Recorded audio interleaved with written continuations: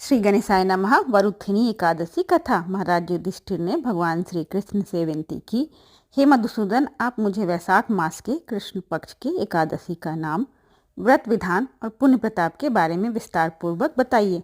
मधुसूदन, भगवान श्री कृष्ण ने कहा, हे राजेश्वर, इस एकादशी का नाम वरुथिनी है।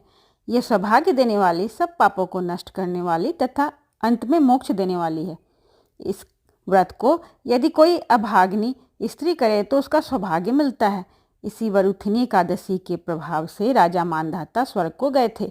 इस एकादशी का फल 10,000 वर्ष तक तप करने के बराबर है। कुरुक्षेत्र में सूर्य ग्रहण के समय 1,00,000 भार स्वर्ण दान करने से जो फल मिलता है, वरुथिनी एकादशी का व्रत करने से मिलता है।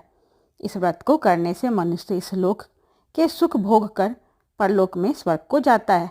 शास्त्रों में कहा गया है कि हाथी दान घोड़े दान से, तिल दान स्वर्ण दान से तथा स्वर्ण के दान से अन्न दान श्रेष्ठ है। अन्न दान के बराबर कोई दान नहीं है। अन्न दान से देवता, पितर और मनुष्य तीनों तृप्त हो जाते हैं।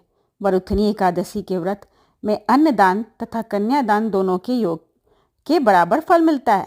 जो मनुष्य लोभ के वश होकर कन्या का धन लेते हैं, वे प्रलय काल तक नरक में वास करते हैं तथा उनको अगले जन्म में बिलाव का रूप जन्म भोगना पड़ता है। जो मनुष्य प्रेम एवं धन सहित कन्या का दान करते हैं, उनके पुण्य को चित्रकूट भी लिखने में असमर्थ है। जो मनुष्य इस वरुथिनी एकादशी का व्रत करते हैं, उनको कन्यादान का फल मिलता है। हे राजन, जो मनुष्य विधिवत इस एकादशी का व्रत करते हैं, उनको स्वर्ग लोक की प्राप्ति होती है। अतः प्रत्येक मनुष्य को यह व्रत अवश्य करना चाहिए।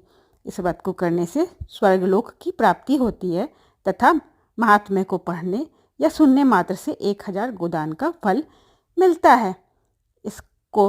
इसका फल गंगा स्नान के फल से भी अधिक है। जय श्री हरि, जय श्री विष्णु। ओम नमो नारायण।